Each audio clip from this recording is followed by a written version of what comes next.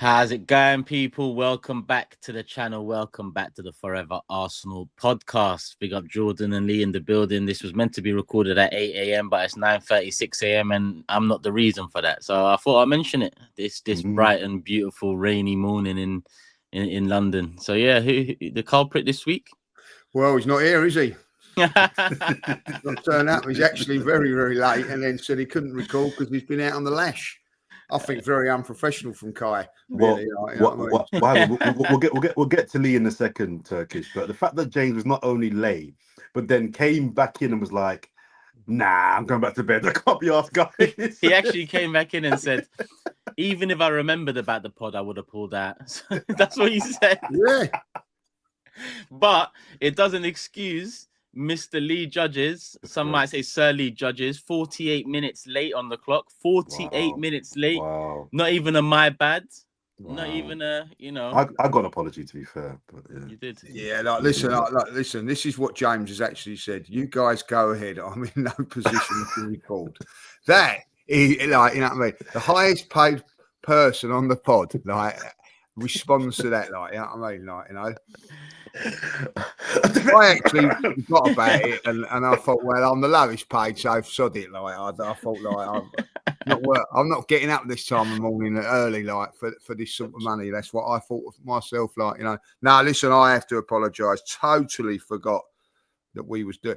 And what makes it even worse, I can't even say that it was a reminder. Now I see Turkish in the studio Thursday. I said, I'll see you in the pod Saturday and see you Sunday at the airport. So listen, my bad. There you go. You've got it, So I will say this though. I just texted Michelle and said to her, "Oh no, I forgot to get up for the pod," and she said, "Oh no, you've done a Turkish." You know what I mean? Everybody knows it's it's not being late no more. It's a Turkish. But I don't know how. Look, I know you've not done this, Jordan, but I feel really bad that I've done it to do it, constantly would be. I hate lateness. I hate lateness. I feel awful. Yeah, I feel really embarrassed. I hate it. I agree with you. Well, yeah, it's one of the most embarrassing things you could do. Yeah, but doing it consistently, just shows you what sort of personality you are, and more importantly, that don't give a monkey's chuff about it. That makes it even worse. You know what I mean? You know what this is like? This is like still calling Dembele injury prone. Dembele is up for a Ballon d'Or this year. He's been, seamless all season. He's helped them win trophies. And are we still going to judge him by the reputation prior to last season? He's compared himself to Dembele. Lee. See what he's done there? He's got no scruples, has he? He's just compared himself. He's just compared himself with Dembele. I thought you were talking about a Tottenham player for a start. What I thought as well. Couldn't have been talking about that Dembele. He's just gone above and beyond. You know what I mean? But but there you go. Yeah, I'll start calling you Musa now, you know what I mean? So we've both had a great season, is my point. If you let me land, we both had a great season, and he's up for a Ballon d'Or, and I'm still being rinsed for my reputation beforehand. But we're here, 48 minutes lately. I was here at 7:55, and I feel ganged up on right now. So I'm just gonna keep it moving because you can't win as the host. Well, at least Lee got the white t-shirt memo. Got that, there's a little story of that, you know what I mean? So the white t-shirt memo. We're all actually, all white tees, plain, nice. Yeah, I got, and the reason being, I got no t-shirts to had ironed, So I was out shopping with my boy yesterday, and I just thought, well, it was in a sale, so I thought I'll get it, all right, you know what I mean? So you look good. You look good. Thank you very much. Thank you very much. Yeah, summertime, why not? White tee makes sense. But yeah, nice to tease out of the way. Well, actually, Jordan's over in Portugal right now. I'm in Portugal. Oh, lovely. Whereabouts in Portugal? I am in, where am I? Braga. Oh, Braga, yeah, it's lovely. It's lovely out here. Lovely weather, lovely people, lovely food. Yeah, man. And I will say that I got back from the clubs about an hour before call time here this morning, and I was early. I was on time. So I'm just saying, I was out all night last night, no sleep, but I was early. Just saying. Just wanted to get my professionalism in there as well. Just saying. Are you looking for a pay rise? That's not the way to go about it, is it? No, I'll tell you what, like, be late, be unprofessional, don't bother, like, you know what I mean? Like, you get the big bucks. You've got a great chance on this. You've got a great chance. Lee, just don't be late tomorrow, mate, because that's the big one. We're flying No, to that's Singapore. a big one tomorrow. I might be late tomorrow, like, you know what I mean? So I'm just finishing well, before, before we get into the pod then, so you guys are off tomorrow. So what, how much you guys, you looking forward to it? What are you expecting? What's the plan? Oh, I don't know. I'm looking forward to it, but I've never been to Asia. And number two, I mean, I wanted to go certain parts. Singapore and Hong Kong, not necessarily on that list, but weather looks good. Food is gonna bang. So, you know, if you give me good weather and good food, I'm all right. Yeah. Do you know what? From a personal side of it, I'm really looking forward to it. Like, you know what I mean? Like, they're great. Yeah. But from a professional side, I'm not, because no forward, no number 9 on the plane. So realistically, what you're going to get on this tour is not what you're going to see, hopefully later on in the Premier League, because it's going to be a different ball game. So where I've been a bit excited about the last trips for professional and as well as personal, this one for me, I don't know about, you know, this is the first time I've been allowed down on the media side of things as well, like, you know. So, but you know, I'm not really looking forward to that, because I'm a little bit disappointed that we haven't got the centre forward over the line, and I don't know if I'm being dramatic when I say that, but that was for me. I think that, listen, Arsenal have done some good business, but business that I was expecting, really, like, you know, the one that was going to make me feel different was the striker, and we haven't got that over the line yet. And I don't know about you guys, but haggling over £2 million in bonuses and things like that could be the difference between us winning the league and not. Am I being over dramatic when I'm saying that? Like, you know, I think these few weeks when you're away on a tour and all that, important. 1 minute they say it's very, very important, and then I believe it is, and then the next minute it's not. So why are they going on these tours then if they're not that important? You know what I mean?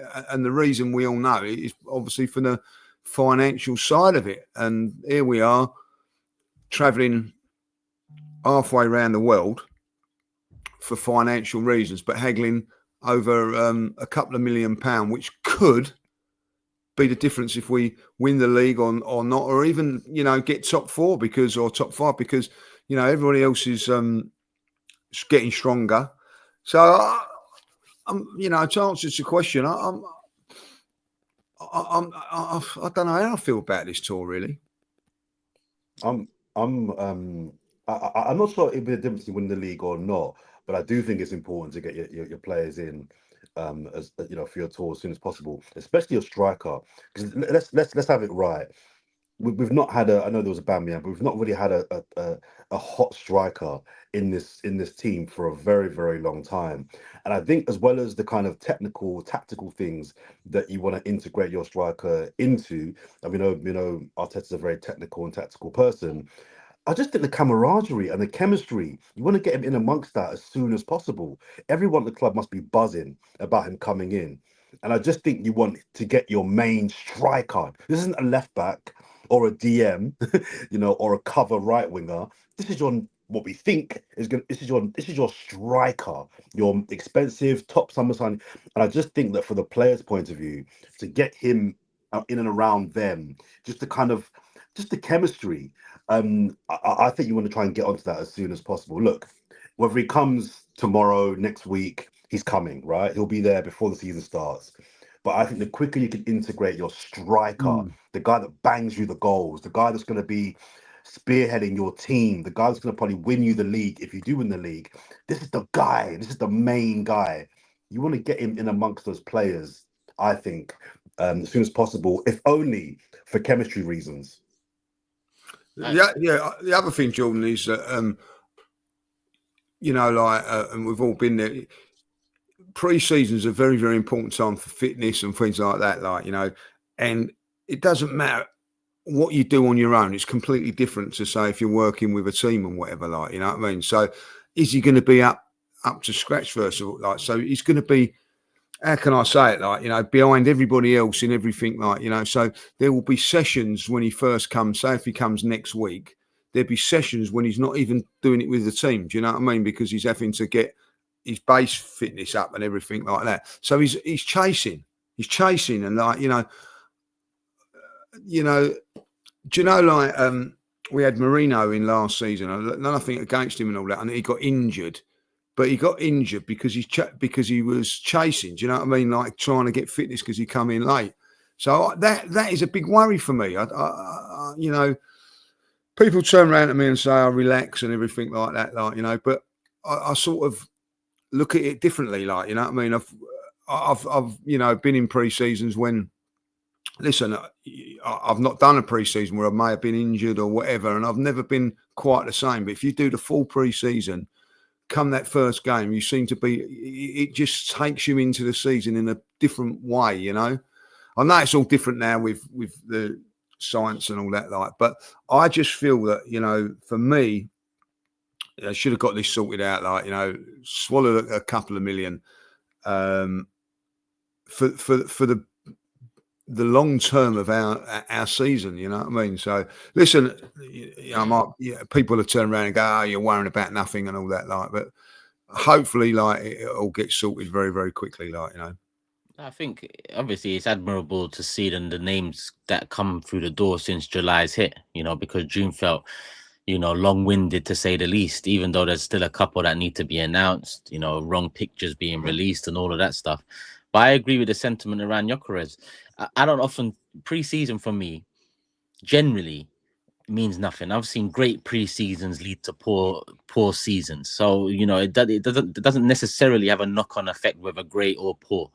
But for the new signings at a club, I think pre-season is very important, especially a signing like this where it's different to the norm that we've been used to in the last couple of years. So, you know, the team's got to adapt a bit. Gyokeres is going to have to adapt a bit. Our manager's going to have to adapt a bit. It's been a long while since he's worked with an out-and-out striker. And even the out-and-out striker he put him on the left wing and made it work in a different way.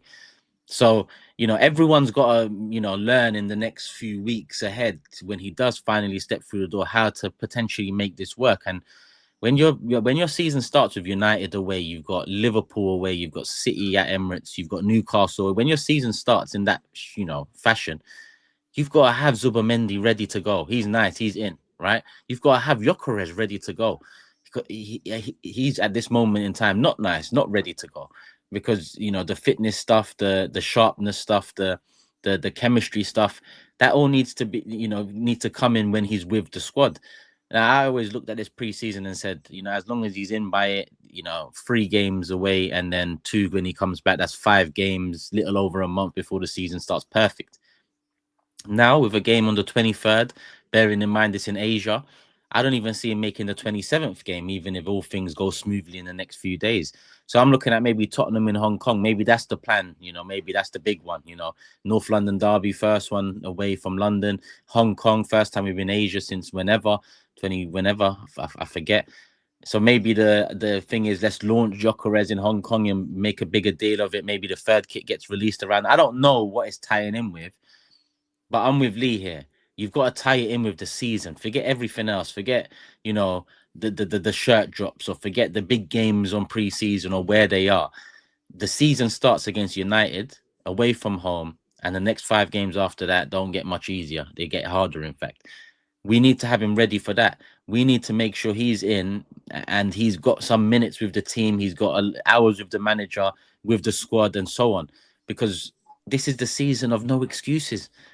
We can't be in game week 3 saying, you know what, Gyokeres still needs some time. We didn't get him to end of July. He only played Emirates Cup. You know, he needs to come in off the bench. By the time he gets his minutes off the bench, we might be a few points behind. Yes, early in the season, but we've all seen how much even a few points matter come the end of the season. So we have to make sure we are ready to go this season, and the striker, and to be honest, the left winger. Now, whether that's Maduake or not, because, you know, rumors are he's not coming in as a backup. You know, there's talk of him being the left winger. So maybe we have got our left winger in. But then you hear that the Rodrigo stuff is still about you. You hear Xavi Simons, which we'll talk on later, being of interest. So I don't really know how they're looking to shape the final, maybe piece or two. But Gyokeres needs to be in. And Maduake is in great, but Gyokeres needs to be in. I need to be honest, even Maduake, he's on holiday. Yeah, I was just about to say that, Turkish. You know what I mean? Like, and I feel sorry for Maduake because you know he signed yesterday. I've got no interest in it whatsoever, and that's not because of him and what. It's just for me. It's just like the strike when you know when Gyokeres coming in. Like, you know, I mean, one of my mates who says he's in the know, like. Said, "Oh, don't worry, it's going to be done at the weekend and all that." Like, you know, first of all, he said Friday. Now he's saying Saturday. Now he's saying, you know, what weekend? And the thing is you say, like, so Maduake, he's, you know, going to be away for a couple of weeks now. So I suppose, you know, the first time you're going to get to see him is in the Emirates Cup and all that. But like, he's done nothing wrong, this lad. You know what I mean? Like, apart from signing for Chelsea, you know what I mean? That's the only thing he's ever done wrong. But he's not being given the sort of treatment that an Arsenal signing should be getting, if you know what I mean. Like, and this is all down to what the striker situation. You know what I mean? Like, is it happening? Is it like I don't know about you? Like, he's, you know, headline news on some of the stuff yesterday that he's moving house. You know what I mean? Like, then they've got, you know, like removals. Segments and things like that. It's, you know, breaking up with your girlfriend, then it's removals.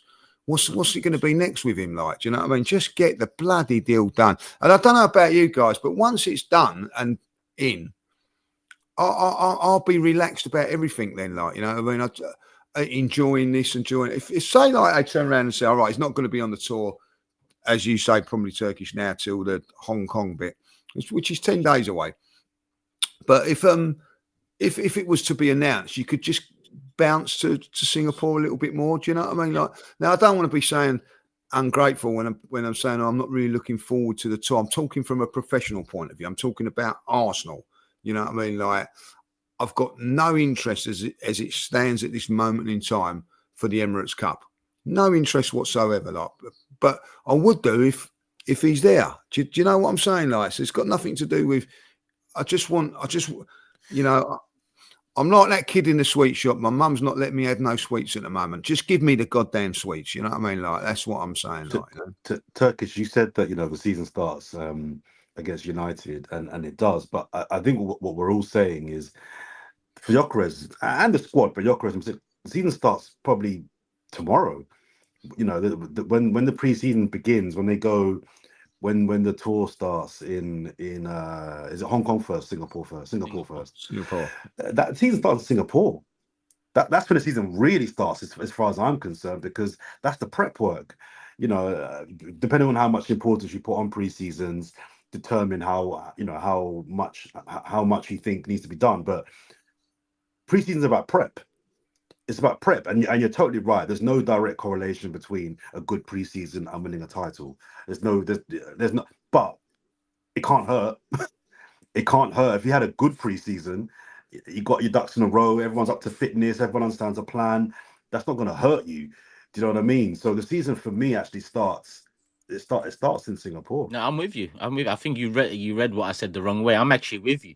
For him to be ready game week 1. Pre-season starts now is what I'm saying. Rather than he comes in before Emirates Cup.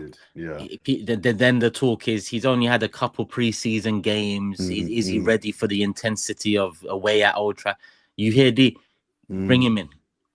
Few million in terms of eliminating a risk, in terms of the $billion business football is, $1 billion company Arsenal are, a few million to eliminate a big risk. I think it's, you know, in business terms, it's well, you know, worth it. What's the reason? Do we know why the 2 million is? What is that? Man. 2 weeks now we've been hearing 4 million. Gyokeres is giving up 2 million. They still want 2.5, or they want 2 million more than they initially agreed.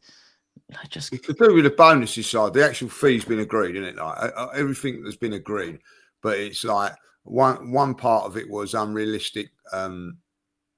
Ballon d'Or and Champions League. Yeah, like, you know what I mean? Like, Arsenal must win the next 5 Premier Leagues and Champions Leagues for them to give them the money. You know what I mean? Something silly like I don't know. But by the way, I don't wrong Sporting for trying to get every penny for their asset. I think they're doing their job. But from an Arsenal point of view, either pay the money or move on.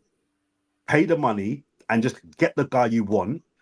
Or well, yeah, but Arsenal are kind of just dragging this out, and they want the guy. The deal's been done. If you've got to pay extra 2 million, you might have to just bite your lip and pay the 2 mil. But all this is like Sporting are kind of having up Arsenal here a little bit, and it's like, no, pay the money, say shut up, there's your 2 mil, give us our player, let's go about our business, or decide, no, you're taking the piss. We're gonna pull out. We're gonna get somebody. All this dragging out. I was told a week ago the deal was done. And now here we are a week later, and it's not done. So it's long. It's just long, man. It's boring as well. Someone put. I've done like they put a little Instagram post out of little snippets that you do, like, you know what I mean. And one of the comments was like, "My divorce wasn't as stressful as this," you know. And I get what he's saying, like from a fan's point of view. This is stressful, you know what I mean. Like we all, you know, like. People will argue about this. I'm saying like this has been going on for 7 months, but my mate turned around the other day and said this has been for 2 years. We haven't, you know what I mean. So people see it at different stages and whatever and all that. And listen, we're stressful. I don't know how the manager must be, and if I'm a player, I would be as well. Like, you know, a little bit, you know, because I do think that players know as well that, you know, the striker is an important part of whether you're going to be successful or not. I don't care what anybody says. I believe it is. And, you know, we sort of winged it a little bit for the last couple of years, if I'll be really honest. One of my, I was talking on a show the other day that said Arsenal winged it, like, you know what I mean, the last couple of years. And done well to wing it, really, if you think about it. But at the end of it, if it's the one you desperately wanted, like, you know, I don't know. I've seen us look. Listen, and I'm not criticising that. I've seen us probably pay a little bit over for Ben White when we did, but we got him and he's been fantastic. We're probably paying a little bit over for so and so and so and so. So they've done it in the past, and this is the one that we're desperate for. Like, I'm not. And at the end of the day, guys, we're not saying, oh, they'll just pay him 100 million. I think, like, was it 55 million? Does it? Sorry to cut you, That's Lee. pretty good, isn't it? Yeah, sorry to cut you, Lee. I want to ask you a question, just generally, yeah, because of what you're saying. Does it feel like Arteta wants a striker? Or, you know, wants this striker, wants this profile of striker? Because as you're talking there, you know, I think we can all say in unison he wanted Maduake, or he wanted a Kai Havertz, or he wanted a Declan Rice, because you could see the pace of those deals. You could see got him over the line. The impact, you know, even coming in, and what we're hearing about Maduake, not a backup, etc. In January, I always lean on the first 2 weeks of January when Charles Watson and a couple others asked him about the need for a striker. He was quite defensive in the first 2 weeks until we went out to United in the FA Cup. And then he opened up, and, you know, Jesus' injury come off the back of that, and he said, we need a striker. So, you know, it's essentially a must now. But for 2 weeks prior, he was quite defensive when asked about a striker. Now we're in the market. We've already moved for a couple, you know, big signings, 50 mil, 60 mil, Maduake, Zubamendi. What you're mentioning about Gyokeres, does it come back onto maybe, you know, and you look at actually the Sesko stuff earlier, which seems to have died down more because of Leipzig than it has because of our interest cooling down. Does it feel like Arteta wants this? You know, Jordan, you're nodding there. It's a great question. Sorry, you go, Lee. You go. No, I've said all along. I've said all along the way Arteta plays in that, he's not that fussed about that striker. Like, you know, he feels that he can do it with a false nine. If you have a look at all of the sort of, you know, listen, when you're in January, and I think maybe he's looked at it and thought, oh, I can get better out of someone like Marino and doing it, like, you know. I don't think the way Mikel plays and the style of play that he plays, an out-and-out striker is what he actually wants. If you sat him down, love to sit him down in a private conversation and go, right, what is your choice? And I think he'd go Sesko. I agree. I think it's a great question, Turkish. I don't think he wanted Gyokeres. It's not his pick. I'm just not having it. I think he's, whether he's been overruled or whatever. I think the difficulty of doing the Sesko deal gave Arsenal a really good reason to, like, you know what, sod it. Let's go for Gyokeres. He was making up noise, wanting to come to the club, and that's important too. I like the fact that he wants to come and play for Arsenal. But without having any kind of intel, I'm not convinced Arteta wanted Gyokeres. In the same way that I'm not convinced that Pep Guardiola wanted Haaland. I'm just not. But you know, it always comes down to just our thoughts based on no foundation in terms, no real foundation in terms of, you know, what we think Arteta wants and needs and so on. But you know, at one point over the last few years, Eddie Nketiah was given a new contract. He was given a big number. You know, much was said about how he can have an impact on you know, potential success and so on. You know, Arteta kind of did show some faith, trust in him, give him opportunities, and he's a very different profile to the Jesus and Havertz that, you know, he brought in, who operate better outside the box. So at one point, it did seem like he needed one of those cards in the deck in terms of a striker that's a striker. And then there was once upon a time where Nicolas Pepe wasn't getting any game time at all. And in terms of profile, I'd say, you know, Maduake comes in and I liken him to a Nicolas Pepe more so than any other player over the last few years at Arsenal in terms of, you know, how direct he is, how much he wants to take defenders on one-on-one. And even character, when you look at some of the characters maybe that Arteta has ended up falling out with, like an Oba. Are things changing? Are we just talking about what Arteta wants without no real evidence of what he wants? Turkish, we've all got an opinion. That's what we're all doing. You know what I mean? It's opinions. My opinion is that, of course, he wants a striker, but I don't think it's the way he wants to play. Like, I think he'd like a striker as a backup, like someone like Eddie as a backup, a little bit better than that. If you said to Arteta, right, we're playing a cup final, what way would you want to go? I think he'd want to go with that false nine, keeping the play and everything like that, getting goals from the flanks. Now, at the end of the day, the other side of this is that teams suss onto things and work out how to stop you playing, you know what I mean? And I think that maybe a little bit they work that out, you know, by blocking off Saka, blah, blah, blah. So then you get your backup striker coming in and changing it around. I think that's what he wants. But if you're spending out all this amount of money and whatever, just for instance, right, we get Gyokeres, right? And for the first 6 games, Havertz is up front and he's coming on as a sub. I think it puts pressure on everything. But if it was like, I don't know, Ollie Watkins or someone like that, being the backup striker, I don't think it would be as pressurised, you know what I mean? That's how I see it. I think it comes down to results, though. I think if Havertz starts the first 6 games, we win 5 of 6 and we're in a strong position after playing those away games. Even I wouldn't, you know, say much about Gyokeres being on the bench because it's all about Arsenal winning and being best place to win. So I do think if he makes that decision and we lose and we start the season poorly, the amount of pressure that puts on Mikel's shoulders, on the team moving forward, on the season, it grows tenfold. But if you win the games, no one's really going to talk about it until it's needed to talk about. Do you know what I mean? If you as a manager, right? How can I say this without like? If I'm the manager of Arsenal at this moment in time, like, and I am desperate for Gyokeres, right, I would be pushing everything to get it done early. Yeah. So maybe Arteta isn't as, I'm not say keen, but as enthusiastic about. I'm not that bothered about it. Like, you know what I mean? Like, he's not going to start anyway. In my plans, in my head, Havertz is going to be the one to start. So there's no real pressure on it. Like, you know what I mean? Like, yeah, I can wait.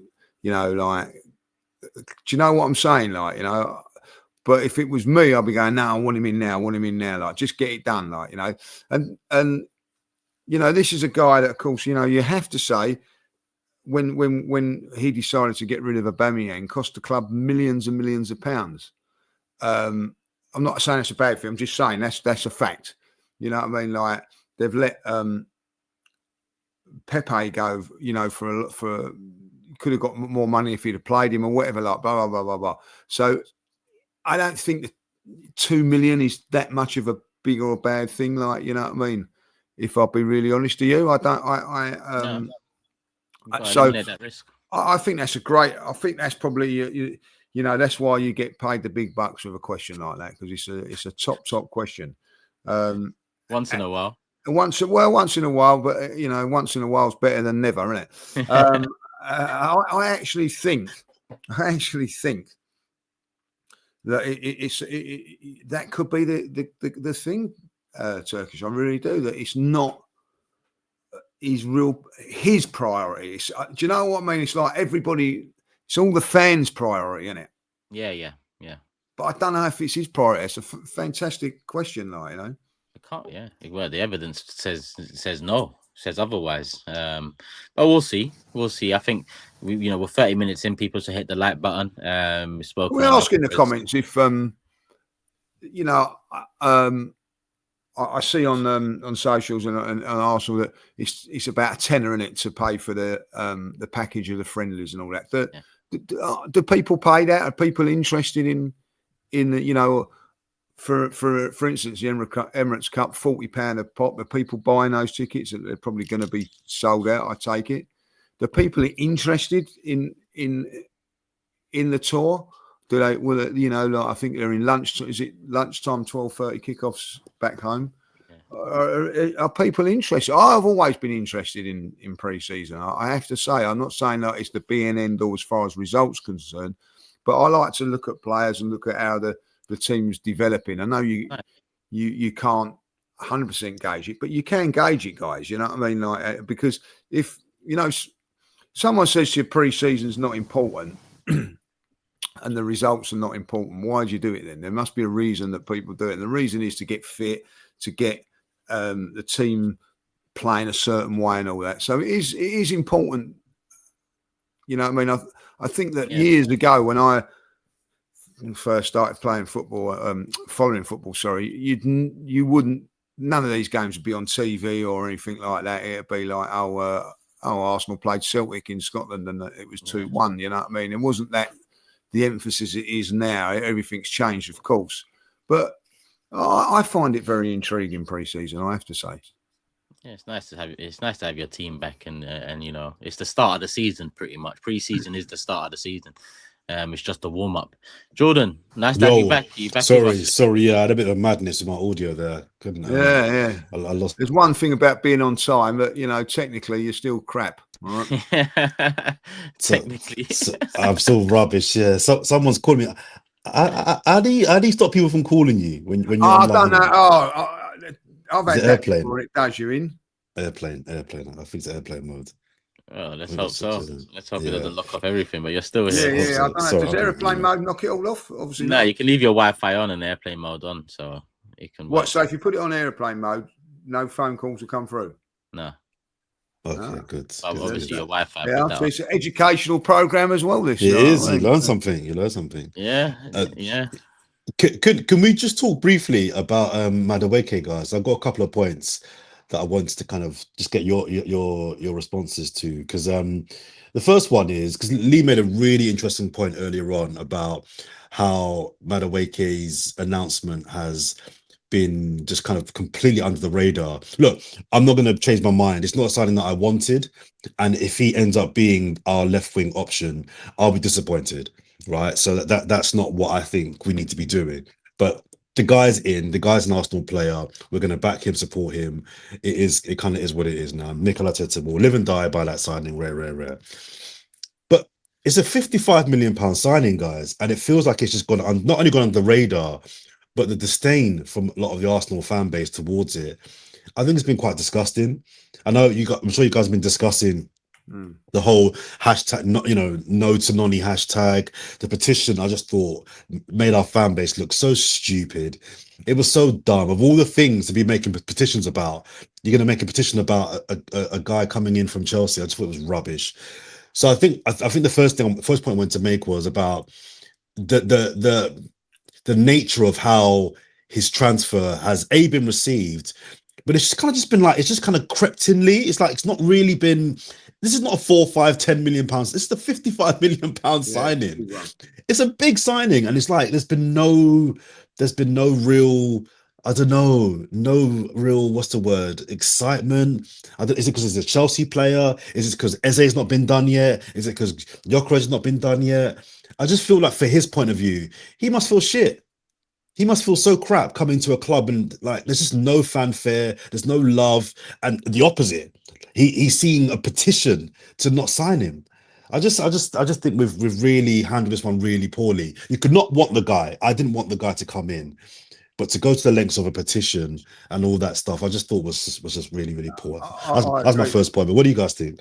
I'll tell you one thing I will say is like, I've seen a lot online of, and a few of my mates as well tweeting it out, like, you know, he's an Arsenal player now, so I'm going to back him and all that. Like, well, that tells me like one thing, that you don't really rate him, but you're saying it, like, do you know what I mean? So why say it? If you know what I mean, you ain't saying that when another player comes through the door or whatever, like, you know what I mean, and everything like that. And you know, I had a little bit with Kai Havertz as well, that one as well. But when it comes to a match day and the game day and everything like that, I think the fans have always been magnificent, and they was magnificent with Kai. I have to say this, guys.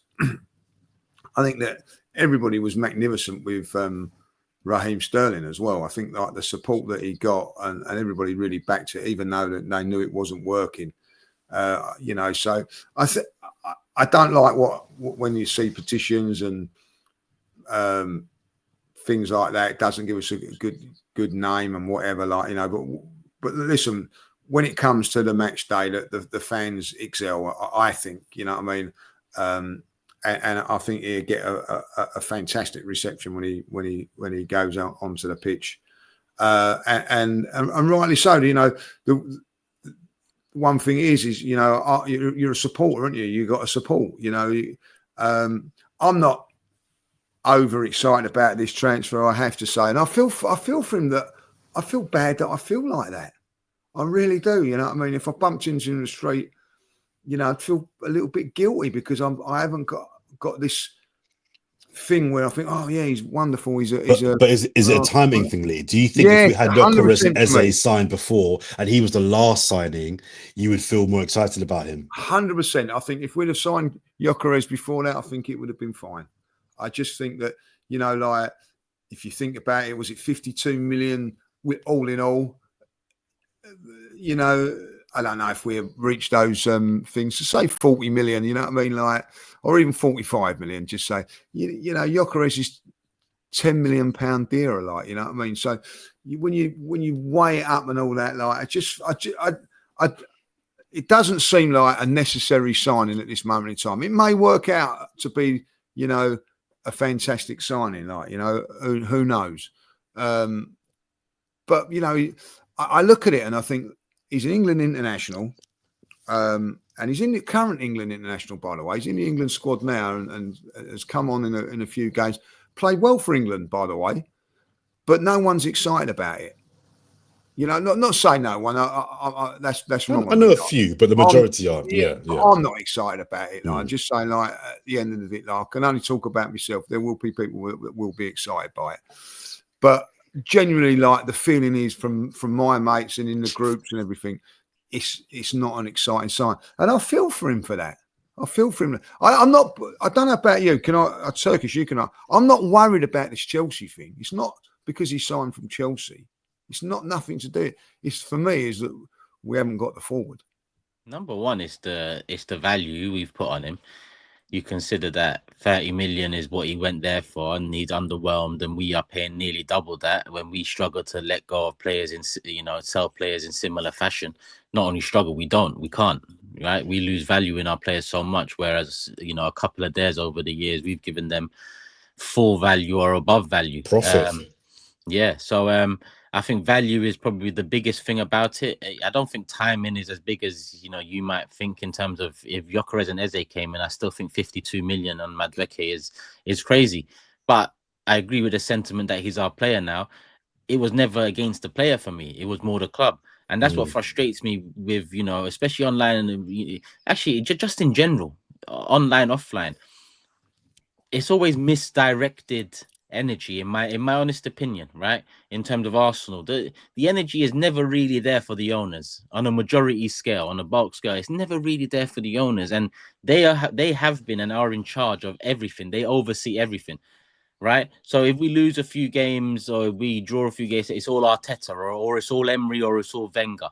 You know, if we're not happy with a signing, if we think we're lowballing again or we're buying a player because the wages are going to be cheaper, again, that's happened under, you know, various managers with very different players over those years. And it's never gone towards the owners. The only time we got together for the owners was when everyone did it with Super League. And look at the impact that had. Now, whether the impact of that was because we're no longer going into this money league, so, you know, us being in Europa League or out of Europe isn't great for the Kroenkes, and the reinvestment is to get us back into Champions League, or whether it was because they finally they listened to the fans and thought, you know what, let's try and win things at this club. Here you go, Josh. Either or, yeah, I just think, you know, when things like this happen, my energy is always to the club because, you know, Maduake, in terms of the quality he possesses, the age he's at, the potential in him, I think you can sign that sort of a player when you're in Europa League, when you're trying to break into a top four, right? I get that profile of signing. But when you're at the top end now, in terms of trying to get over the line, that's where the frustration comes, because we want steak. We don't want beans on toast. Do you get what I'm saying? Like, we've been through that era. In the Emirates era, it's been more beans on toast than any steak. Let's be honest here. We ain't had steak in the Emirates era. I do like beans on toast, though. Beans on toast is nice. Nice. It'll get you through. You know, that's top four. Do you get it? That's and in terms of the signings and that, you go to Lille and you get Javino instead of Hazard. It's beans on toast. Like, no disrespect to the player. I'm just talking about, you know, you've gone, looked at the menu, and instead of getting the upper echelon steak with the whatever sauce you want and then the wine or the whatever you drink, bit of Burnley sauce, you get the beans on toast, you get the tap water, and you're full, but you could have enjoyed a bit more. And I just feel like that's what caused the frustration. I agree with you. The petition's a joke. Like, I agree with all that nonsense. It shouldn't be directed at the player. But I don't like how 3,000 people sign a petition. We've got millions of fans. 3,000 people sign a petition. Someone goes to spray paints the walls, and you know, there's a hashtag, and now it's all about, not all about that, but it's more about that than Arsenal again in the window. You know, in my honest opinion, unless we're proven wrong, I'm proven wrong this season, misspending good money again. And we're not Man City, we're not Chelsea, where we can afford to just write off lots of money and then we don't write it off. We've seen many a player come in for 30 mil over the years, 40, 50, and it hasn't really worked out. But 5 years later, they're still at the club, and we're wondering, can we sell them? There's no value. You know, what are we doing? It's happened with many a player at the club. So when these things happen, it just feels like it's not necessarily about the now. It's about the knock-on effect that these things can have, like a Kai Havertz, highest paid player, the knock-on effect of that. I think we're feeling more of that now, 2 years on. So 52 mil on a player that, you know, hasn't shown enough for me or Lee or anyone to be really excited about. Forget Chelsea for a sec. Even if it was Gittins we bought. Let's say we bought Gittins, right? The one for 50, I don't like that, wouldn't excite me either. Because we are here at this table now. We're seeing our age mates, or the ones we want to be age mates with in terms of winning stuff, Premier League. We're seeing them bringing a Vert, so we're seeing City bringing, you know, a Reinders, a Shirky, you know, big additions to the starting 11. Whereas so far, for us, Gyokeres is the most exciting. Zubimendi comes in to iron out the midfield position and hopefully elevate it. But Gyokeres is the one signing so far that out of 5, 6, I think really elevates the squad. That's what it comes down to. It's not about Noni. It's a great point. It's not about Noni. It's never been about Noni. No. It wasn't about Walcott. It was never been about Javinho or Shamak or Nicholas Bentner or, you know, all these players over the years that we kept on trying to churn something out of Eddie Nketiah. But really, we know deep down, this ain't going to win us something. This ain't going to, you know, work out the way we need it to work out. But let's support, let's back. He's our player. We've done that many a time, and I agree with that sentiment. But there's support in the player and there's question in the business. They're different things, in my opinion. But online it gets skewed, and then people like me who were very vocal against the club about signing this player then come across like I've incited or ignited a crowd. It's No, you know, it's not that. Listen, I think that it's a great point that you make there. Is that we all know, we ain't silly. We all know that we need players like Norgard. We all know that we need squad players as well as the ones that are going to get you over the edge. But we've got ourselves into a position over the last 2 or 3 years to win the league. With players that have come through and so done well for us. But now what you're looking at is, can we get us? Is one of those signs going to get us over the line? And every single signing at the moment, and everybody like probably agree that they're not going to. You know what I mean? Even £100 million player like Declan Rice isn't going to get you over the line. He's going to take you to the line. Can he get you over the line? No, because he's a central midfield player. It's those attacking ones that get you over the line. Whether you like it or whether you don't. You've got to have a Saliba, you've got to have a Gabriel, and you've got to have a Declan Rice, you've got to have a Raya. All of those, that spine's got to be there. But your Sakas, your centre forward, and your left-sided winger, they're the ones that are going to win you the league. They're the ones that are going to take you over. And we've not done that, have we? We've not. If you look at our front three at this moment in time, and I'm putting in Havertz there, like, he's the only one we've spent money on, 65 million, because big money, yeah. Saka and Martinelli come through the ranks. Martinelli was a small fee, wasn't it? But it's that sort of sign that just says to you, right, going down. And I'll be honest, I'm not saying, me and you have said this, Jordan. We're not 100% convinced that it would be Rodrigo. Like, you know what I mean? Like, we're not. You know what I mean? Like, Gyokeres is a game changing signing, and all those other 4 or 5 are good business. They're good squad players, and I see where we're going with them. You know what I mean? Like, but they're not going to take us to a Premier League. They're not. Go on, Conte, go on. No, that's all I was going to say. That's why I'm persistent with, okay, after we wrap up Mosquera and Gyokeres, which should be, over the next few days, week, whatever, I'm looking at Eze and Rodrigo. Now, Xavi Simons has come up. Fabrizio's tweeted, we monitored, but we monitor in advance on a hell of a lot without ever confirming. So take that with a pinch of salt. But I'm adamant on 2 more players. Now, Xavi Simons would be an exciting signing. Eze would be an exciting signing. Rodrigo would be an exciting signing. I still feel like we need 2 more in terms of the attack. You said 65 on Havertz. It's now 115 on Havertz and Maduake. And then it's 25 on Trossard. That's really the only outlay we've done in attack prior to Gyokeres coming in. So I feel like, we've had summers where we've bought a first team keeper on top of a first team keeper and gave that other one a new contract. We've had summers where we bought in 2 left backs. I don't think it's completely outrageous to say this summer adding a couple more attackers, the final pieces, the final exciting whatever dominoes fall into place with Xavi Simons or Rodrigo or Eze. That's why I'm adamant on getting 2 more done. I think we should maybe we do it again when James is here next week, but I think we should give our transfer window rating so far in a second. But just my final point, just briefly on go back to Maduake, was going to be, let's go positive, right? Because I don't want him to put on a shirt at Old Trafford in a few weeks' time and be thinking negatively before he's kicked the ball. I want to give him a chance. I want to treat him fairly, like I do Gyokeres, everybody else. What are the chances this works out to be another Kevin De Bruyne or Mohamed Salah or Romelu Lukaku in 3 years' time? That sounds laughable because none of us are really having him right now. But what are the chances that Chelsea have given us Chelsea's smiling? What are the chances that in 3 years' time, Maduake is one of the best wingers in Europe? Is that completely out of the picture? Bro, we could have got Kvaratskhelia for 60 mil in January. We bought Maduake for 52 in summer. I'm just saying. Sorry, but De Bruyne left Chelsea, Mohamed Salah left Chelsea, and they all won big trophies afterwards and went on to do big things. So I'm just saying, let's go positive, boys. Let's say in 3 years' time, we look back on this podcast and we're like, Remember when we signed Maduake and no one was having him, and now Saka can't get in the team. Just That's saying. the only thing that he can do, and that's another thing at this moment in time, Jordan, which is very, very difficult to say that if you're coming as a backup.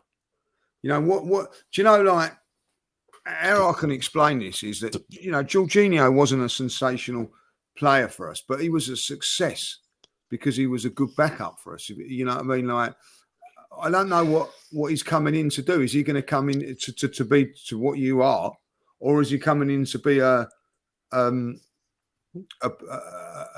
backup? Well, De Bruyne and Salah were both backups at Chelsea. Yeah, but they weren't first team starters. Yeah, but they went to their clubs as starters. I see what you mean. Do you see what I'm saying? Like, I don't, you know, if he's going to be like the new left winger and he's sensation, you've got to be given opportunities to be that, haven't you? And I don't see him getting those opportunities at this moment in time. It's like Norgard. Is he going to come in and be sensational? I don't see him getting the opportunities of say, you know, as a Zubimendi. Zubimendi's going to get more opportunities, isn't he? Because he's going to come there as a. I don't know how this is going to work out. I don't see him. I don't really seen a lot of him, but I don't see him definitely not being better than Saka, and I don't see him being better than Martinelli, if I'll be honest. Listen, Trossard's boots are going to be ones to fill. Forget anyone else. We're talking backups. With Trossard, we got for 25 mil. And you'd say that was a great deal. I think he's been our second best attacker behind Saka since he signed. All in. You consider he's a backup, 12th man, rotation option. I think all in he has. And that's, you know, that's seemingly the boots that a 52 million signing is meant to fill now. But we you know, we'll find. I mean, Jordan just said, you know, let's rate the window. When I'm looking at it, Kepa 5 mil, Norgard 15, Zubimendi 60, Maduake 52, Mosquera 18, and Gyokeres 65 mil. That's a 215 mil outlay with Tavares going, you know, outbounds in terms of his move to Serie A, 5 million the other way. So right now, net spend stands at 210 million. And yes, I know amortization, not all up front. I get all of that, but we're talking total outlay. 210 million, 6 players through the door, you know, Mosquera and Gyokeres included in that. What do you rate it, Lee, at this moment in time? If this is how, you know, it's looking the eve of the Old Trafford Premier League game week 1. What with Gyokeres in it? Gyokeres and Mosquera both in it. 6 players signed. I'd have to say, like, for me, that would be an 8. I'd be quite happy with it. Not quite what we still need to bring. If we brought in an Eze, I'm saying 9. No, 8 at the moment. Jordan? Do you want to go through the names again, or did you hear them? No, yeah, sorry, I heard them. Yeah, I was just taking a, you know what.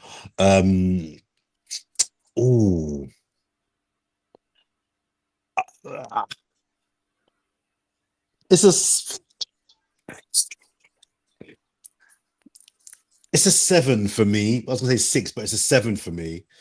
I think we've addressed some key areas.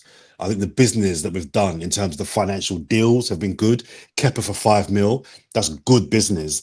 You know, Gyokeres for 62 mil, that's good business.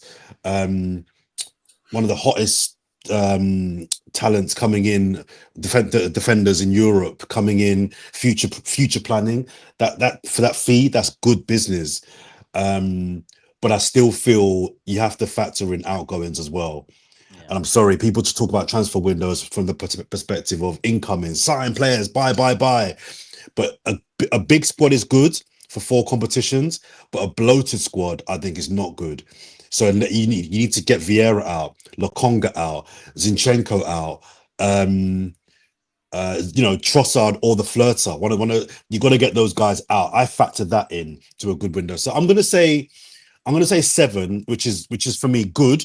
It's not quite very, very good yet, but it's a good window so far. You bring in Eze and a couple of those guys' names go out, you're looking at 8 to 9. You're looking at a like excellent window, in my opinion. Then, yeah. So currently, I would say a high 6, 7.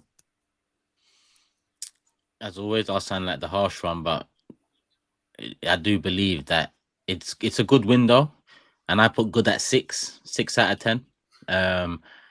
So I'm gonna say 6 out of 10. I think good, not good enough for 7. I think some outgoings can push it to a 7. I think Eze pushes it to an 8, 9 potentially, and I think Rodrigo, Xavi Simmons on top of that gives it a perfect 10-10 all round. That's just how I see it. I think 6 is good. I think 7 is very good. I think 8 is great. 9 is amazing. 10 is perfect. And I think we're at good at this moment in time, all in.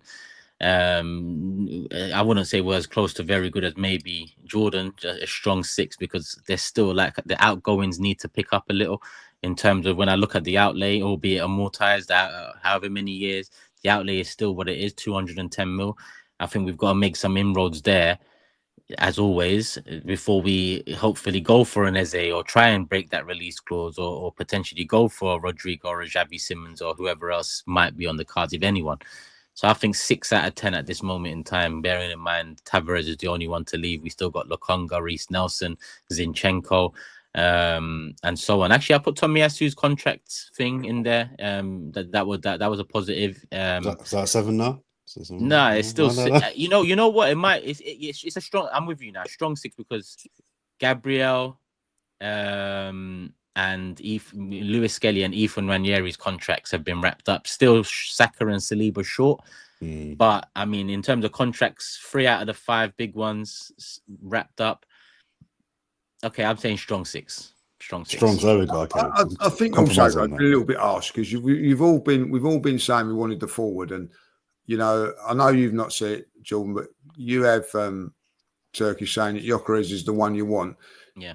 You know, like if that was to be addressed, that it just makes it a so much better window than it has done in the past, because you've got what you want, and that's what I've like. You know, you're not going to get all I want is a striker. That's all I want. Yeah, I know that. Yeah, you want other things, but that's the main thing. If they got that in and got that over the line, you know, that's such a big thing for me. So sorry, I've got to pick up Turkish on his rain actually again. Isak aside, who would have been your first choice striker pick this season? Gyokeres. Right, so you got the guy that you wanted, right? Yeah. The guy you think and hope will move the dial. So if you've got your number 1 pick for striker, it's still a 6. Yeah, because you don't listen. He's my number 1 pick, and I'm gassed about Gyokeres. Don't get it twisted, right? But I've wanted Rodrigo for a year and a half, 2 years as well, knowing that he will be available eventually. I looked at Kvarak go in January and you know, was fuming about that. This season exposed that, yes, we've needed a striker. We've known that for 3 years, 2.5 years now. But this season brought up questions in terms of attacking midfield and Odegaard in terms of left wing and Martinelli and Trossard, because they was going in and out. So this season, it became more than just a striker. So Gyokeres, for me, if it was 5 players signed and Maduake wasn't on that list for 52 mil, right? For me, it's probably a strong 7, close to an 8. But that outlay for that player, I'm sorry, it comes down a little in my estimation, in my opinion, because I feel like that money could have been better used. I see what you're saying. Yeah, I get so there's a lot of factors to it, you know. To make sense for me, to make sense of it. But Gyokeres for me, in isolation, Gyokeres 9 out of 10.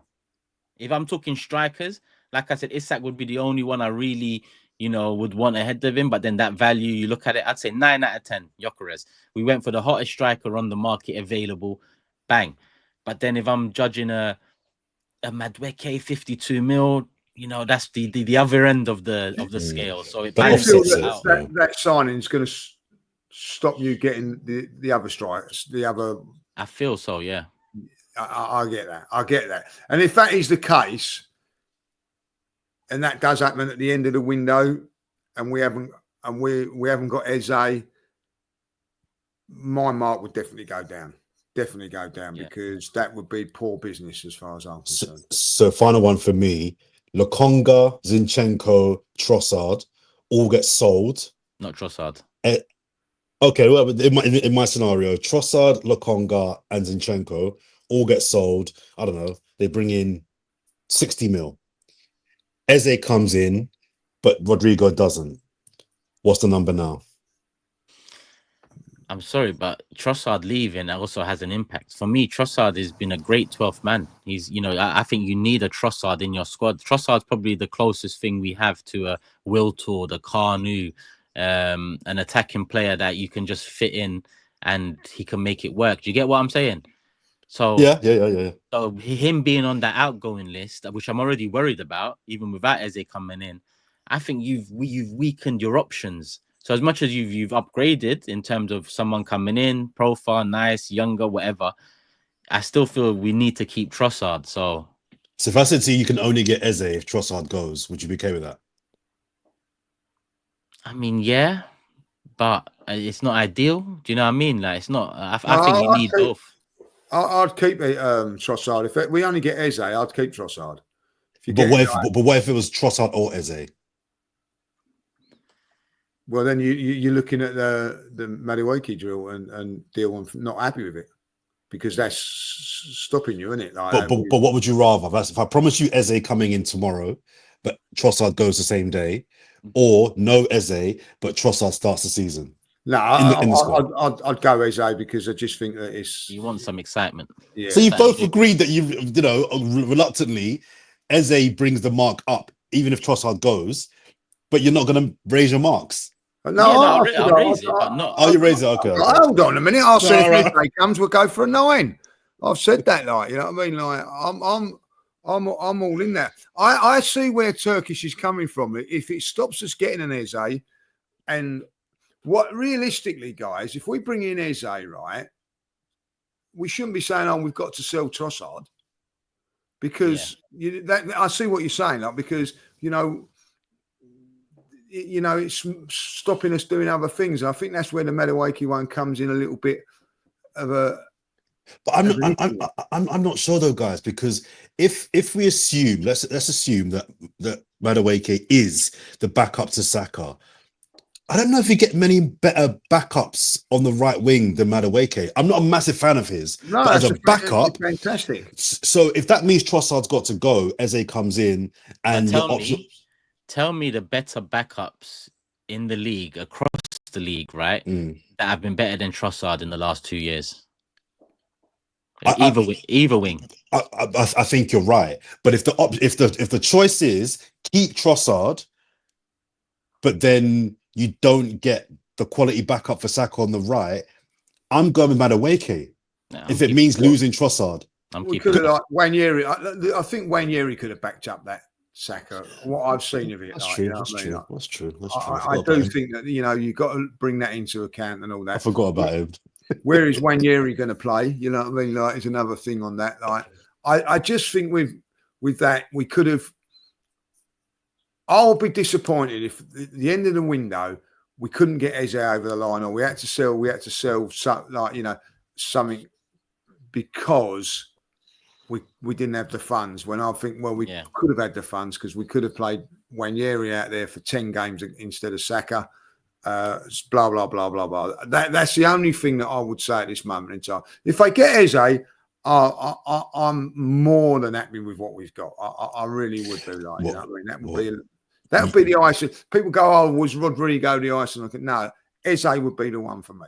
If you know my thoughts, I would keep Trossard and sell the flirter. So I'd keep Eze and Trossard. I'm just saying, like, just making the point, boy.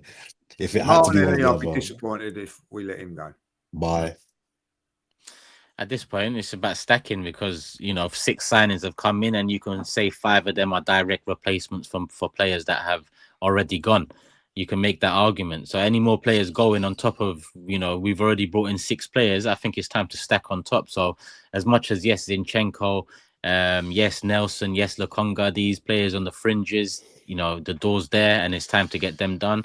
Our numbers, we're not stacked as we, hoped we would be, considering the frailties we showed last season in terms of squad depth. So I think it's stacking now, especially attack. Sorry, I know we got a wrap. I got one more for you, guys. Last one. I'm a massive fan of Kivior. I think he's a brilliant squad man. It's looking like he may have to go now that Mascara's in, because that the defender options does look quite bloated now. Who's the better squad player? No, they're different positions. Trossard or Kivior? I think we need both, bro. Yeah, I think. Listen, Kivior done exceptionally well at the end of last season. The Yeah. one thing I would say about Kivior is down to him. He might be guaranteed football somewhere else. He's not going to get that at Arsenal, and it may be like more suitable for him to leave than it is for Arsenal. But you know, I thought he done fantastically well last season. I think proved a lot of people wrong. People were worried about that. I thought he steps up under the pressure of those games as well. Like they were pressure games the back end of the season, as you always know. And I thought he done an excellent job and deserves to push. And at this moment in time, doesn't deserve to be left out of the team. Could you play Kivior and Mosquera as a back two? Yeah. Obviously, they're not saying positions, are they? No, left and right. Left and right. So those two could be your FA Cup centre back. Yeah. That's why I wouldn't even enter. The defense is complete. Like, let's just call it that. Miles Lewis, Skelly, Calafiori, Gabriel Kivior, Saliba Mosquera, Timber, Ben White. 8 defenders, 2 for each position, stacked, right? Tomiyasu's contract cut. Zinchenko, see you later. That's done. Yeah, Kepa's behind Raya. That's done. Setford, young keeper, potential, third choice. Complete. Zubamendi, Norgard, complete there. Rice can also play in the 6. Marino can also play in the 6. That's 3-4 players you've got there. The 8 position, I still feel that's, you know, where an Eze would be welcome in terms of centrally. He can slot in there. He can do the 10. So I think 8 still needs an upgrade, and the left wing still needs an upgrade. Number 10, we've got Nwaneri, new contracts. So Odegaard and Nwaneri, if Eze comes in, he can do that as well. Right wing, Saka, Maduake. Striker, Gyokeres, Havertz. Marino, third choice maybe. Trossard's even in there if he stays. So it's still for me the 8 and the left wing. Yes, for me, Eze, Rodrigo, Xavi Simons, the 2 of them 3 players, I think we're looking very tasty. But yeah, I mean, we'll find out. We'll be here to talk about it if anything happens. We've passed an hour, people. We've done it without James. Forever 3 man up, but make sure you hit that like button if you haven't done so already. Individual channels as well. Big up Lead Judges TV, active again. So make sure you go over there and subscribe. Whisper It Loudly, Coolest Disabled, both of Jordan's channels. My one's Turkish LDN, the Big 6. And just a heads up, Jordan doesn't interrupt on his channel. So if you like that, make sure you go subscribe. That's not actually true. That's actually a lie. In fact, I interrupt 10 times more on my channel. The guys haven't known me for that. Just a quick one. I ain't got a comment today, but I had an event on Monday at White City House for Callers Disabled live event, and there was a guy, George, that came that loves the podcast, and he came to the event and he enjoyed it. So I want to say big up to everyone that came to the event on Monday, and big up to George who came and is a fan of Well done, Fourever. George. Well done, George. Love. Big up yourself, man. It's good to I forgot one question that I was meant to ask. If you wake up tomorrow, 55 mil deal agreed for Morgan White Phillips. What do you do? Listen, I've been absolutely hammered for that. And you know what? I've had to hold my hands up. I didn't even know I'd done it. But what a player, what a time. Did you see my face when you done it? I was like, I didn't even know I missed it. I missed it as well. Asleep. And then when I've looked back at it, like, you know what I mean? Oh, God, like, you know what I mean? So. That you know what? Good player. Good player, though. Good player. Surely I didn't say that. Good player, Morgan Wright Phillips. What a player. Brilliant player. Yeah. Sign him up. So that was my comment of the day. Morgan. Oh, that's White my Phillips. comment. I've had actually people DMing me and going, you know what I mean? Like, who is this player? Like, you know what I mean? Like, you know. This is what Ryan said. That's 3 players in one there, Lee. Brilliant as always. Give that man a bloody pay rise. Comedy gold. Oh, well, there is actually, like, you know what I mean? Community love for the love as always. And don't worry, we will be back on comments of the day, prim and proper once the season starts again. Obviously, pre-season, summertime, it's all laid back. He's in Portugal. He was in Kenya. I've been South Africa, Cyprus. We'll go in Singapore, Lee. So we're all over the gaff. And James, I still read them. Yeah, there you go. Yeah, we do still read them. And reply as well. So leave your comments, leave your thoughts. You watched the show, hit that like button on the way out, and we'll be back when we're back. Obviously, we're going to be in Singapore, me, Lee, and James. Jordan will be back from Portugal shortly. But we'll make sure we sort out at least one Fourever whilst we're away. In terms of this format, and we'll probably do the in-person format and bring Curtis as well, who's going to be in Singapore and do an in-person. So look out for it, people, over the next week and a half or so. Gyokeres hopefully through the door, but you're going to get 2 Fourevers, one like this and one in person with Curtis filling in for Jordan. So make sure you're here, people. Subscribe, love for the love, hit the like button on the way out, and we're gone. Peace.